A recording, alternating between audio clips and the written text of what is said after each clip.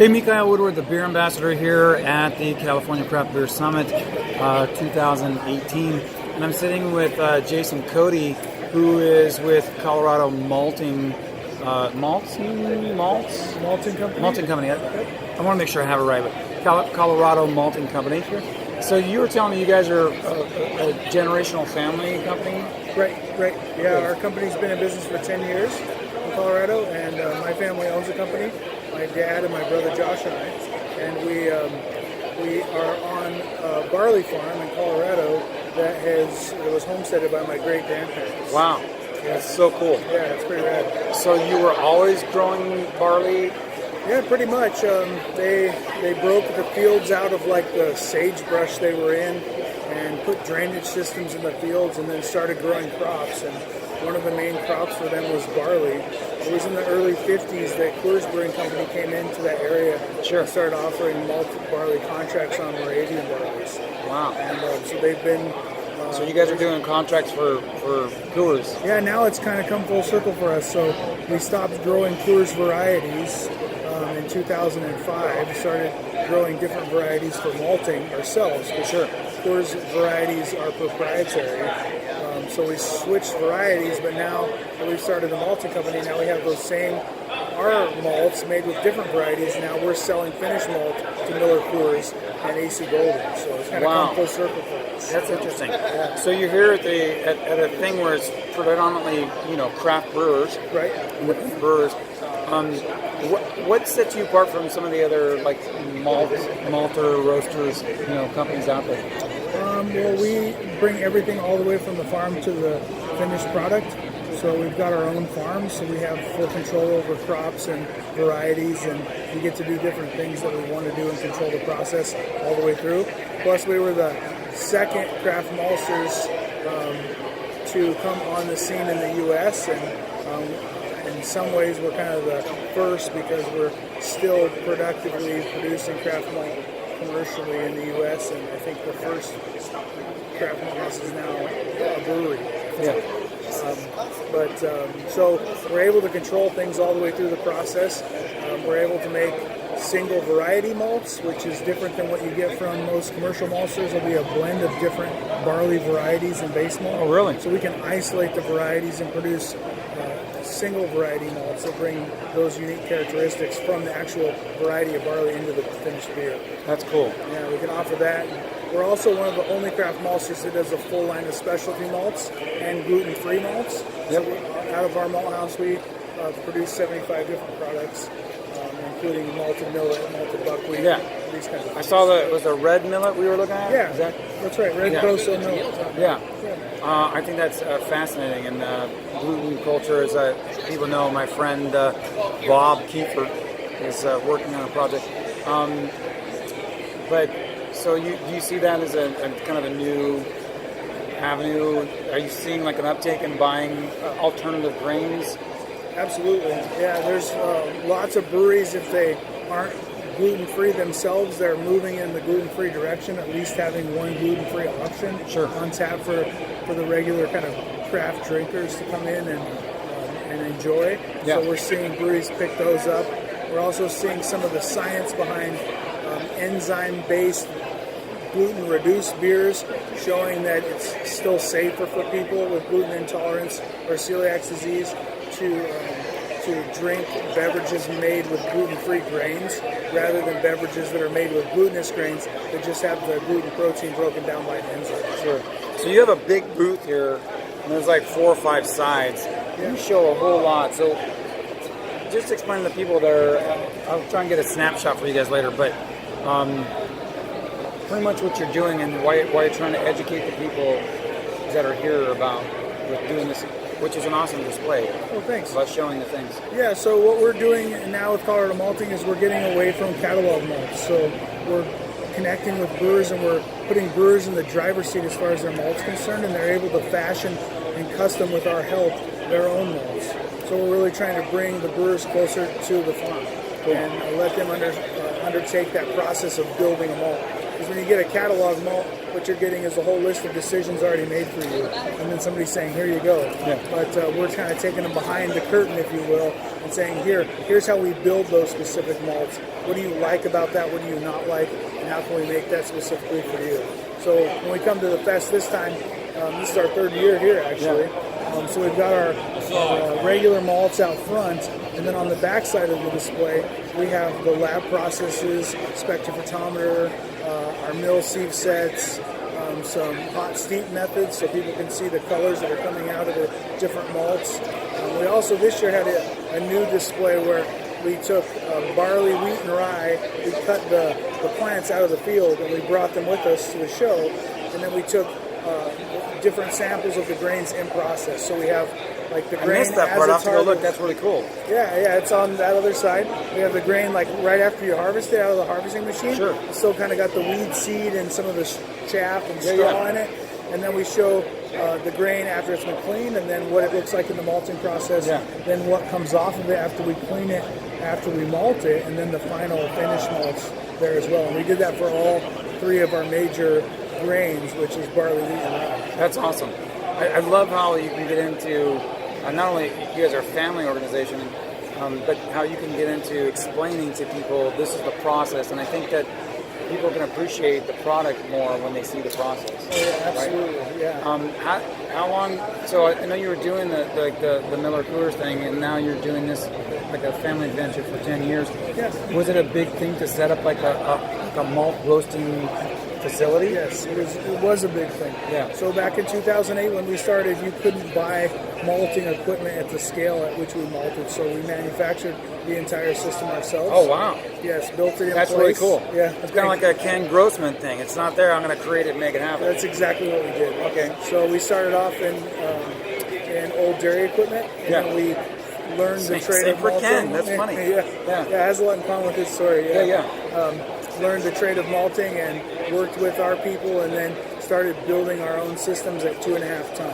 And we created systems where we could do all the malting processes in one tank without moving the grain. Really? So that allowed craft malting to happen with a very small footprint. So the first malt tank we had was 8 feet by 20 feet. Yeah. And we built those systems, and we continue to build those systems. Now we have 5 2.5 ton malting Salden boxes where we steep German kiln. Wow. We built everything from scratch, utilizing what we knew. That's fascinating. Yeah, thanks. But it's worked really well. It's worked really well. So do people come after you now, like, hey, we want this system or anything like that? Or? We have had that happen a number of times, and we've gone overseas to consult on craft malt houses and help other people. My brother Josh went to Denmark here in the spring to do just that. That's really cool. Yeah. So I have to ask you, because my understanding, at least of the old process, is they would take the malt and they germinate it, right? Mm-hmm. So people know you want it to grow a little bit, so it's going to have the enzyme, right? So you can change it. And I'm not a pro in that. You can talk more about it, but from my understanding, is you had to have like a large area for a kiln, and they had to spread it out in a thin layer. It sounds like you're doing. I mean, am I wrong? How do you guys do that?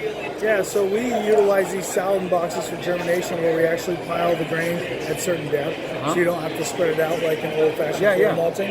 Right, but that is a floor malting system. Still utilize that. Yeah. I know, like Ron and Admiral Malting, they have floor malting over there in Alameda. Okay.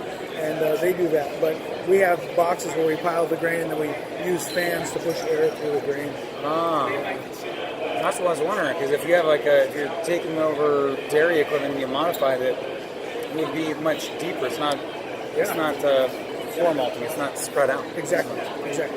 So you have a smaller footprint. Much smaller. Wow. But it's working. It's working great. Yeah. Fascinating. Been able to produce a lot. I didn't even know that when we started the conversation. I think that's really cool. So where do you think? Obviously, we were talking about the gluten craze, and there's a bunch of different malts, but you do a whole bunch of different grains and stuff. What's changing a little bit in the brewing industry that people are wanting in the way of malts? Well, one of the things that's happening right now is what we think is kind of the very beginnings of the smoked beer revival is what we're calling it. Rausch beer. Yeah, exactly. Okay. So many of the things that we're doing now... Do you think it's because Scotch has become so popular and there's kind of peaty smokiness? Because I like a good Rausch beer, but sometimes it's like looking at a campfire and it's too much. And to me, there's got to be a balance, and some people like that. But, do you think there's kind of revival going on there? Yeah, I do. I mean, so many of the things that we're doing now in craft beer and craft malting are like a repristination back to pre-industrial models. So before everything was happening in one location, and one address, in a big factory, everybody was doing their own thing, and it was scattered out, right? And so we're seeing kind of a return to that right now in the industry itself. And so I think with that comes this enhanced palate and this more interesting approach to flavors. And the smoked malts can do a number of different things that people don't realize. They can make, like you said, Rauch-style beers that are super smoky, smells like a campfire. But they can also come in at low percentages in the grist and create amazing complexities in the beer that people sometimes can't even identify as smoky. Where it's more subtle on the backside. Yes. It's kind of like like barrel aging. You'll get some of that char, but it's a nuance within the beer, right? So now you're able to put that in from the malt rather than wait for it from the barrel. Right. We're doing that with the smoke right now. Yeah. So we see that happening. Also, the hazy IPA rage right now. We're able to actually take the malts and malt them differently. We create under-modified malt that can haze the IPAs for the breweries. Wow. That's cool. We got to talk about that. So it's under-modified. It's going to haze it naturally when you're actually doing the mash. Right. It's going to haze the wort. Right. You never have to worry about what, hazing the beer. And when they say hazing the beer, what are people normally doing? Because I don't like when they add flour to haze a beer. Yeah, that's essentially what they're doing, right? Yeah, to some degree, yeah. That's not the proper way. Yeah, no, we just create an under-modified malt on purpose that'll help haze the beer. And one of the other things we're seeing around the world, and like I was saying, those pre-industrial beers, like say up in Scandinavia, for example, is that they didn't have like low protein 2-row barley to malt with. So they had like high protein 6-row barley, and yet they still made these amazing and unique beers. Yeah. So we're really hoping to educate people and let them know that the 6-row is good. Yeah, I mean 6-row is great, and the way that we're thinking about beer comes from a specific model, an industrial model. Yeah. So we're trying to break the paradigm, if you will, and recognize that these even high-protein 6-row barleys can create unique styles of beer. Yeah. And can do great things to the beers that we have. I agree. It's good to hear you talk about that, because I've had a conversation not long ago at HomeCon a couple months ago about the very same thing.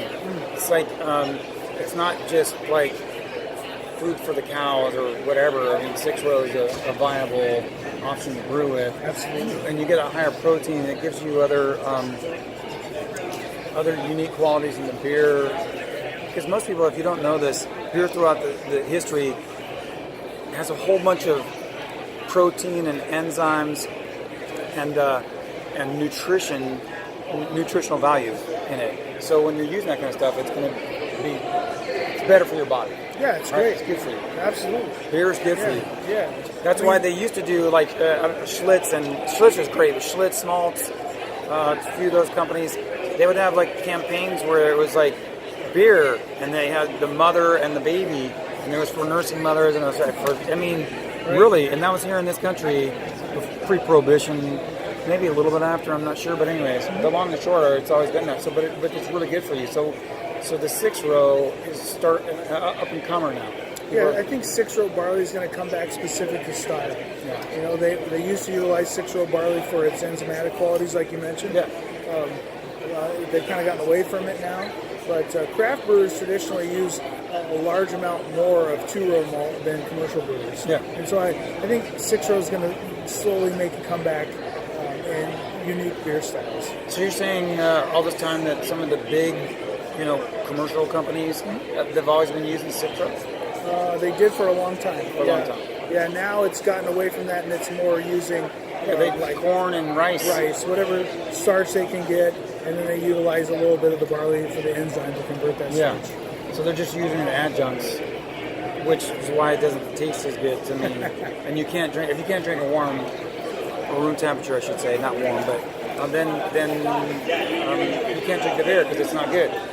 So craft beer, that's what I like about it. Don't drink the whole ice cold thing. That's not right. It's a misnomer. Anyways, I want to say thanks for having us on. How do people find you if they're interested? They want to get a hold of you. Want to give your information out? Oh, sure. The best way to get a hold of me is at our website, www.coloradomaltingcompany.com, spelled all the way out. All right, ColoradoMaltingCompany.com. Yeah. Just And then they can reach out to you. Yeah, they can hit the form, and I'll see it first. So I know that's for pro brewers too, but like I deal a lot with home brewers. Are you in any of the homebrew shops, or can they request to have you into the homebrew shop? Yes, yeah, absolutely. So we work with homebrew shops pretty much in Colorado, Boulder area, Denver area. Okay. But yeah, we're always open to shipping products to homebrew shops if they're interested in carrying the products. Absolutely. Sweet. Yeah. All right. Well, thanks for being on Hey, no problem. Beer Thanks. Ambassadors. And for you guys, drink good beer, eat good food, hang out with good people like Jason here, and drink more good beer.